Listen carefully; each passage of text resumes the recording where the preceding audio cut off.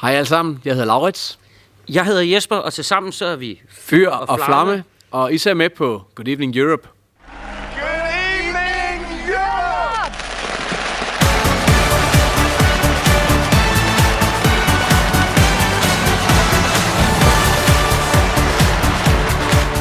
Vi sidder i DR-byen, hvor vi jo sidste år kunne se Dansk Melodi Grand Prix 2021 uden publikum og med pressen kun bag en skærm. Tag os lige tilbage. Hvad var det for en oplevelse at være med i det Melodi Grand Prix? Jamen det var jo ligesom at være med i et afsnit af den serie, der hedder Black Mirror. Altså det var sådan meget, meget surrealistisk. Det var en af de første gange, jeg mødte dig. Det var jo også over et Zoom-link, hvor du sad og ventede lige efter, at vi havde været inde og spille i en fuldstændig tom sal, hvor vi havde publikums lyd og klappen i ørerne. Altså, det var så surrealistisk. Altså rigtig, rigtig meget var givet og hjalp os i og med, at Jesper er scene- og kameravant, så han kunne fyre den af for 0 mennesker og en enkelt kameramand, der var oppe at køre. Det er ikke det samme i hvert fald. Vi blev også spurgt sidste år, sådan, hvordan var det, at der ikke var nogen publikummer her, der I vandt Melodi Grand Prix? Men vi havde ikke noget sammenligningsgrundlag. Så vi havde jo altså en god nok aften, selvom man jo altså ikke måtte fejre noget som helst eller sådan noget, ikke? Men så sad vi under min M-head derhjemme, ikke? Men det var fint nok. Så vandt I Dansk Melodi Grand Prix, og bagefter skulle I så en tur til Eurovision. Og lad os lige tage scenariet her, for på det her tidspunkt har I lavet, foruden øverst på hinanden, som I vandt med, så havde I så lavet Kameleon og Menneskeforbruger. Men I havde stadigvæk ikke optrådt for noget publikum. Og så skulle I til Eurovision. Hvad skete der så? Det synes jeg jo var temmelig nervepirrende. Altså, jeg elsker jo et live-publikum, men der er ingen tvivl om, at det ligesom dryssede lidt ekstra krydderi ud over det hele, at der jo altså var i omegn af 200 millioner tv-serier fra alle mulige lande. Og så kan man altså godt begynde at få den der, hvis jeg nu skvatter, så kommer det med i sådan en fail compilation, ikke? Altså sådan, the worst that could ever happen in 20 years, eller et eller andet. Og det skete heldigvis ikke. Jeg glæder lidt til finalen. Der er nogen, der har lavet en lille slow-motion video, men jeg lander fast og sådan noget. Men alle de der små tanker der, de begyndte altså at poppe op i mig, og det tror jeg er meget naturligt. Ja, altså, jeg har spillet for så mange spisende gæster, som var røvligeglade med, hvad jeg lavede, så jeg har glædet mig bare. Altså, da vi kommer ind første gang og hører suset, så kan vi for det første sådan... Det ved jeg ikke, vi kan sådan mærke det. Det har været en rigtig, altså hele optakten op til, at vi får lov. Det er lang tid at være i sådan en spøgelsesby, som Rotterdam på mange måder var på det tidspunkt. Både for dem, der bor der, men også, altså, der kom delegationer fra alle Europas lande, men vi nåede slet ikke at have noget med hinanden at gøre. Og så lige pludselig gå fra sådan nogle lukkede korridorer til lige pludselig at stå inde i den her sal. Det var sådan helt, altså, vi vidste godt, at det ville berøre os, men slet ikke på den måde, det gjorde. Det gik i hvert fald ret godt. Når jeg skal tænke tilbage på det, så det billede, jeg får i hovedet, det er altid at komme ned i de her tunneller under arenaen, og så stå i mørket, og så hører vi Schweiz, ikke? Altså, han sang jo simpelthen så godt, og han stod op på sådan nogle hvide pedestaler, og hans sang var mystisk, men det er på en eller anden måde blevet mit soundtrack til Inden jeg skulle ind og sådan noget, og så var det mig og sådan noget. Jeg kan huske den der opbakning, vi får løbende, mens vi er i Rotterdam. Altså vores sang bliver mere og mere potent blandt folk og sådan noget. Der var sådan en opbakning, og det brøl og suset fra publikum, som på det tidspunkt er det største, jeg har haft. Altså det kan jeg også huske. Det kan jeg også se på min arm her, når jeg taler om det. Det er fantastisk. Vi har et band, og vi har et band med en identitet, og vi holdt fast i vores DNA, og vi ville synge på vores modersmål, og det skulle vi høre for, og det ene og det andet. Og vi kunne godt mærke, hvor vi var seedet hister her og sådan noget, mens vi var dernede, men vi ender faktisk med at vokse på folk for vores mod. Og så vidt jeg husker, så var altså de improviserede publikumsstemmer, og hvis de havde kunnet vælge os til, og det kun var de stemmer, så var vi endt på en 7. plads. Og det er jo ikke så dårligt. Og så var der jo hele salens gunst, som vi jo også vandt. Og det var jo også det, der var med til at gøre, at det var ikke fordi, vi gik derfra og tænkte, at det havde været en nederen oplevelse, og at vi ikke havde vundet salen. At vi kom dagen efter og havde bare haft en sindssyg koncertoplevelse. Den første koncertoplevelse, hvor vi har spillet for folk.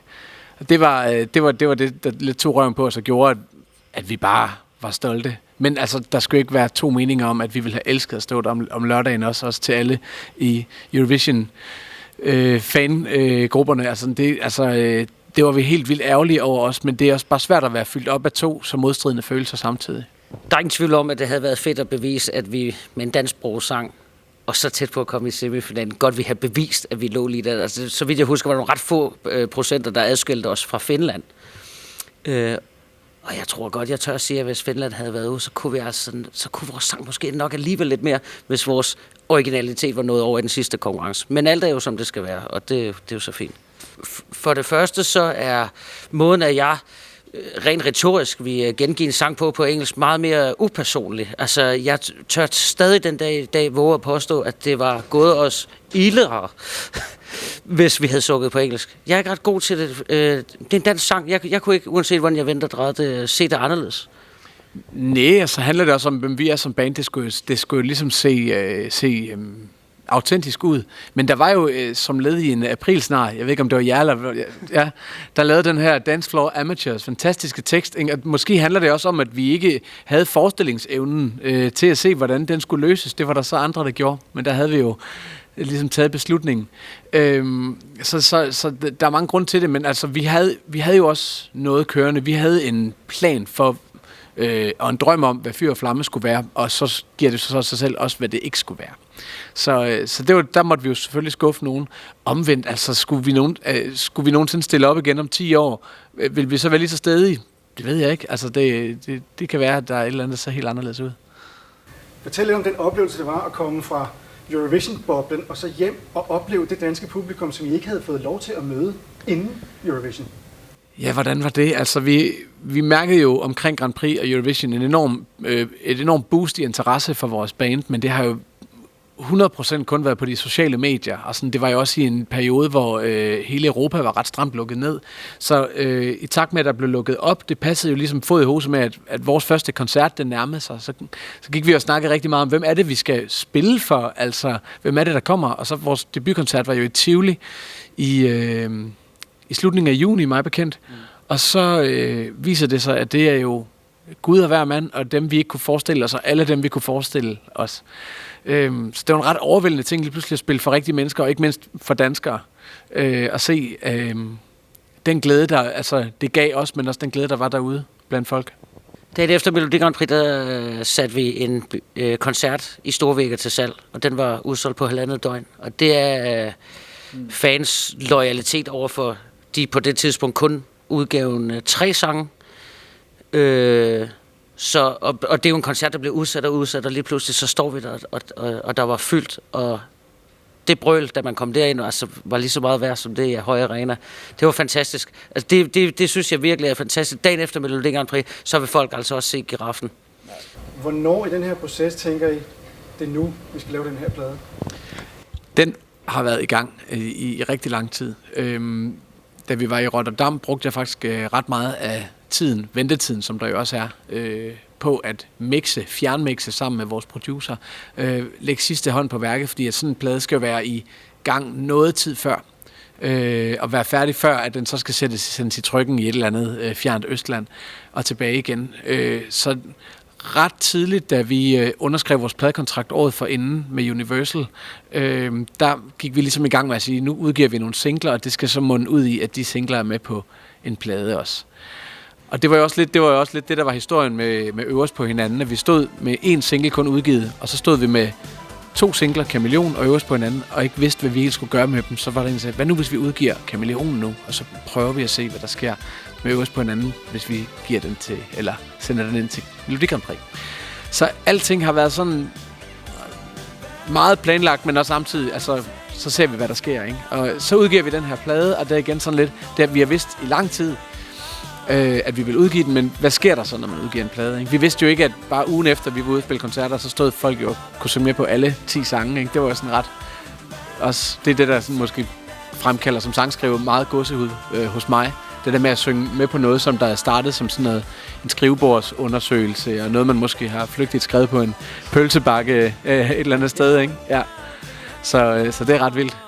Det føles virkelig fedt. Altså, der er også så jeg et klip fra ekstra nummer fra jeres forestilling nede i Nyborg Vold. Hvis du ikke slipper mig, så let og vildt.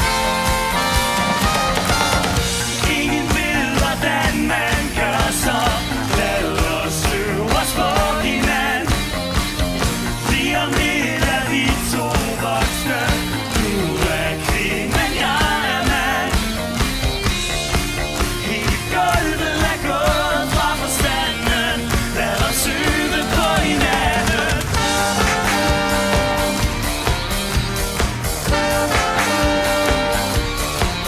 har det lidt på samme måde, når jeg har danset underligt og tilfældigt fra hjertet af, at det er blevet en stramt koreograferet trin. Det er jeg bæret over. Fordi så kan jeg sgu vise det til mine børnebørn i stedet for. Og nu går der jo i hvert fald rygter, I har jo selv bidraget til dem, om nummer 2 album. Kan I løfte lidt af sløret for det? Jamen, så er I jo de første, som der får lidt at vide om det. Altså, vi vil helst ikke sige for meget, og det har vi jo aldrig rigtig vel, fordi at der er jo masser af folk, som selv danner meninger om os, og det kan vi jo et eller andet sted ret godt lide. Men vi kan sige så meget, at vi tager noget lidt andet tøj på. Ja, det tror jeg. Det er rigeligt. Og derfra kan man sagtens regne ud, hvad der så sker.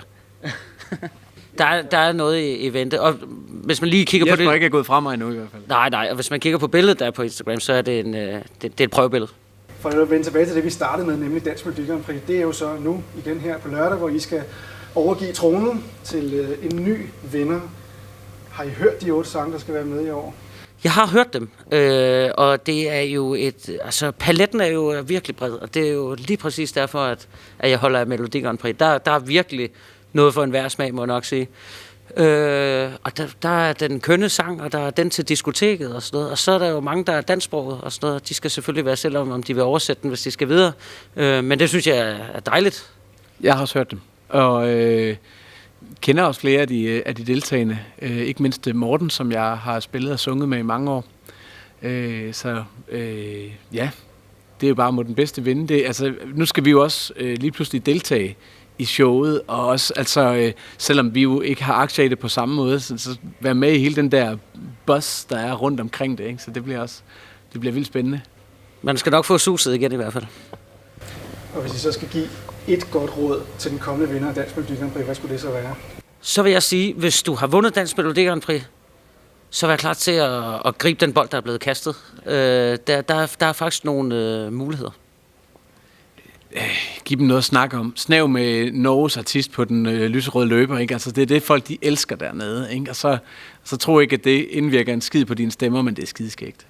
Og er I 2 i bandet, så skub den anden i swimmingpoolen, hvis der er sådan en på scenen. Det kan man jo sagtens. Vi skal i hvert fald se de 8 artister plus jer på lørdag. Yes. I Boksen i Herning. Det glæder vi os selvfølgelig rigtig meget til. Laurits, Jesper, tusind tak, fordi I havde lyst til at være med i dag. Det var så let. Tak.